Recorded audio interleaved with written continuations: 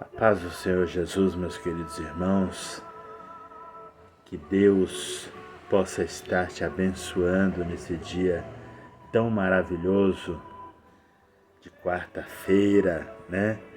Um dia que o sol aí deu uma aparecida, graças a Deus nós estamos felizes e alegres por tudo aquilo que o Senhor tem feito e ainda fará nas nossas vidas. Deus te abençoe nesse dia de hoje. Eu gostaria de ler aqui uma palavra que o Senhor colocou aqui no meu coração, uma história muito maravilhosa, né? E eu tenho certeza que da forma como o Senhor falou comigo, Deus também falará contigo, né? Lembrando que você que ainda não é inscrito no nosso canal, se inscreva, deixa aí o seu like, é de graça, não custa nada, né? Compartilhe, né? E comente aí também, né? Nos nossos canais, tá bom? Eu quero falar hoje, rapidamente, a respeito de um rei, né? Que tinha o nome de Ezequias, né? Esse Ezequias, ele vem, né? De, de uma linhagem de reis e ele é um rei que, enquanto os outros reis se dobravam, né, contra os ídolos da época, contra a idolatria da época, esse é um rei que fez diferente. A Bíblia fala que ele limpou os lugares onde eles faziam esses cultos, né? Trouxe o povo de volta para a presença de Deus, porque o povo também, por sua vez, estavam distanciados de Deus, e um rei que era temente a Deus. Mas você não está livre de dificuldade, de guerras e de lutas pelo fato de você estar na presença de Deus ou de você temer a Deus. A verdade e o fato é que Deus ele dará a você o livramento, entendeu? Em meio às lutas e à guerra, mas ele não vai deixar que você não participe, né, das lutas e da guerra, até para mostrar o senhorio dele, a grandeza dele, o poder dele. Ele permite então que você entre na guerra para que o poder dele seja manifesto, né? E assim o nome dele seja glorificado. Então, Ezequias, mesmo sendo temente a Deus, recebeu uma afronta de um grande rei da época por nome de Senaqueribe, né? E Senaqueribe fez ali muitas afrontas e eu achei interessante aqui, essa história ela tá registrada, né, no livro de Isaías. Tem outros livros também, crônicas, reis, que registram a mesma história, né? Então está em Isaías capítulo 36, né? E a partir do capítulo 36 aí conta a história então desse rei, né? E tanto o rei de Judá, né, que era o rei Ezequias, como o rei Senaqueribe, que era o rei da Síria, né? Uma outra nação, um outro povo que queria então derrotar o povo de Deus. Eu acho interessante porque quando o rei então sitia a cidade, né? Ele manda cartas e o mensageiro ele traz aquela carta diante do rei Ezequias e ele fala assim, ó: que confiança é essa em que te estribas, né? Agora, Isso aí tá no 36:4, tá, irmãos? No 36:4. E o versículo 6, versículo 5, fala assim: em quem, pois, agora confias para que te rebeles contra mim? Isso é o rei Senaqueribe, através daquela carta, dizendo para o rei Ezequias. E ele continua, né? Se confias no Egito, esse bordão de cana esmagada, o qual, se alguém nele apoiasse, lhe entrará pela mão e transpassarás, assim é Faraó, rei do Egito, para com todos os que neles confiam. Mas se me dizes, confiamos no Senhor nosso Deus, não é esse aquele cujos altos e altares Ezequias removeu e disse a Judá e a Jerusalém: perante este altar adorareis? Ora, pois empenha-te com meu senhor, rei da Síria, e dar-te-ei 2.000 cavalos, se de tua parte achares cavaleiros para montar. Como, pois, se não podes afugentar um só capitão dos menores dos servos do meu senhor?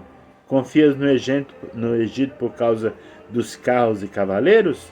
Acaso subi e agora sem o Senhor contra esta terra para destruir?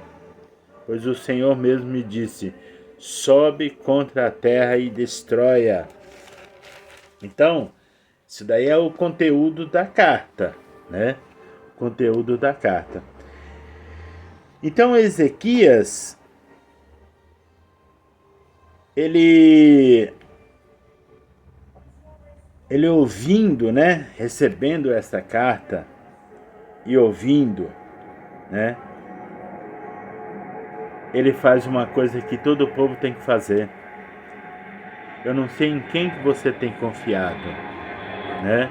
Eu não sei em quem que você tem colocado a tua fé, mas se você colocar a tua fé no Deus verdadeiro, né?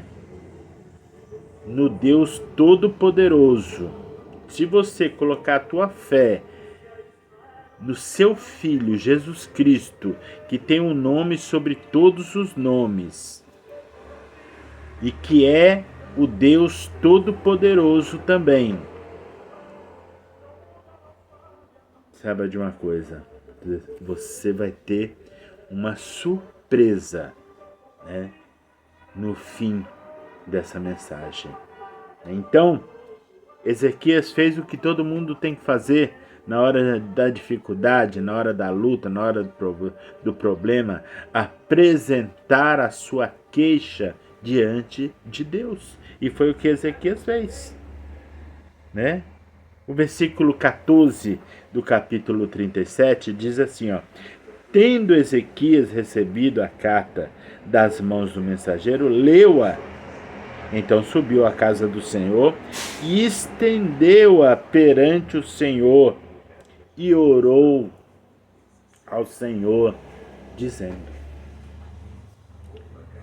ó Senhor dos exércitos, Deus de Israel, que estás entronizado acima dos querubins, tu somente és o Deus de todos os reinos da terra.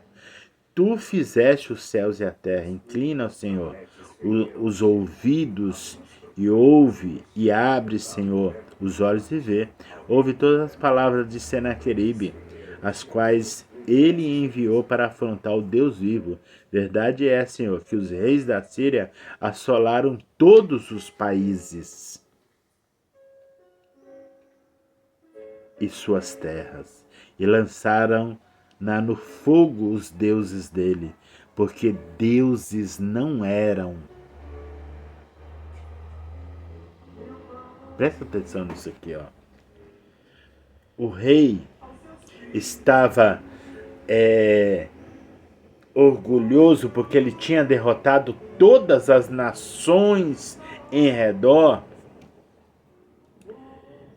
porque aquelas nações confiavam em deuses. E qual eram esses deuses? Vou te contar qual eram esses deuses, né? Na oração Ezequias fala, né? E lançaram no fogo os deuses deles, porque deuses não eram, senão obra de mãos de homens, madeira, pedra, por isso o destruíram. Agora, pois, ó Senhor nosso Deus, livra-te das suas mãos, para que todos os reinos da terra saibam que só tu és o Senhor. Eu não sei em quem que você tem confiado. Se você tem confiado num pedaço de madeira, num pedaço de gesso, se você tem confiado, colocado a sua confiança no ouro, na prata, se você tem confiado em deuses estranhos, em deuses que a Bíblia diz que não é para confiar, não fareis para vós imagem de escultura, não cultuareis a ela, não se dobrareis a ela. Eu não sei se você tem confiado nesse tipo de deuses, mas se você colocar sua confiança, novamente te digo, se você colocar sua confiança no Deus Todo-Poderoso, o final é surpreendente. Então Ezequias fez essa oração, né? Fez essa oração a Deus. Ele apresentou aquela carta, né, diante de Deus. Falou: olha, Senhor, contempla, Pai, as afrontas de Senaqueribe.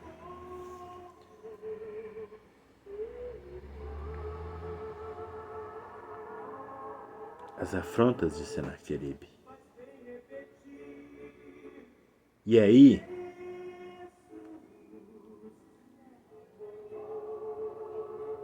a Bíblia fala que Deus, ele mandou o profeta lá para confortar o rei, né?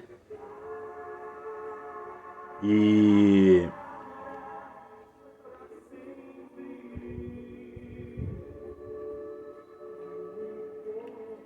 que Deus não ia permitir, eu não vou ler todo aqui o texto, porque ele é longo,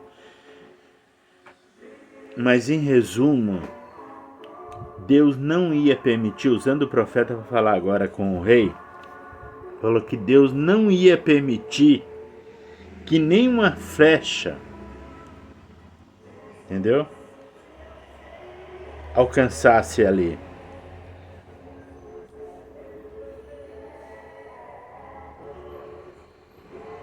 Então, no versículo 29, ele fala assim, ó: por causa do teu furor contra mim, do furor do Senaqueribe, e porque a tua arrogância subiu até os meus ouvidos, eis que porei o meu anzol no nariz dele e o meu freio em sua boca, e te farei voltar pelo caminho onde vieste.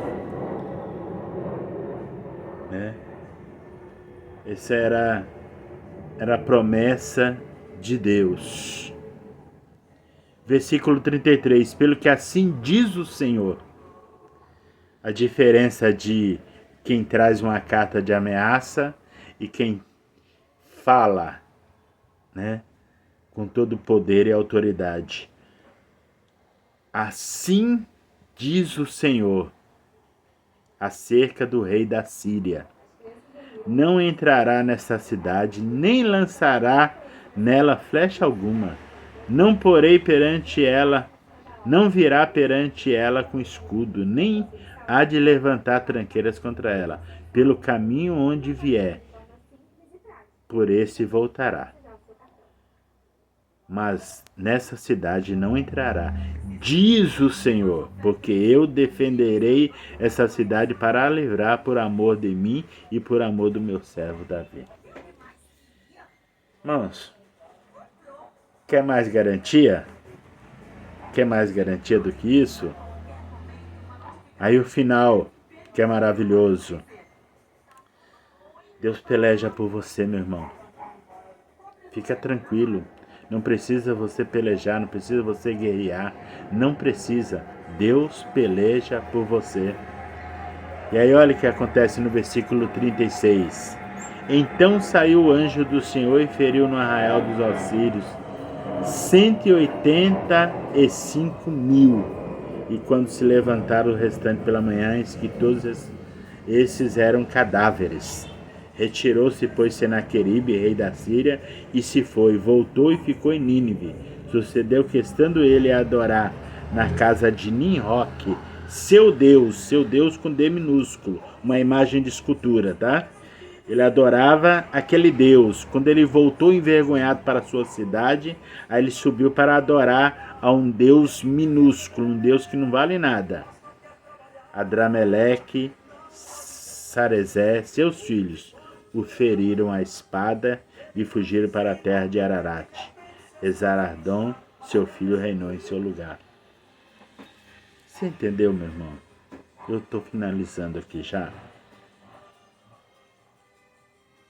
Uma afronta, uma oração e um anjo.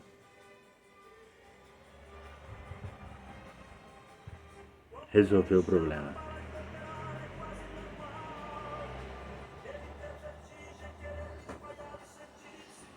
Que Deus abençoe você. Busque ao Senhor. Deus não precisa de muito. Um anjo solucionou o caso, né? Um anjo resolveu o problema. E o céu tem milhares de anjos. Um anjo solucionou o problema. Porque Deus está no controle de todas as coisas. Que Deus te abençoe, Deus te guarde. E que nessa batalha, saiba que não tereis que pelejar. Parai está em pé. Vede o livramento do Senhor. O Senhor pelejará por vós e vós calareis. Deus abençoe.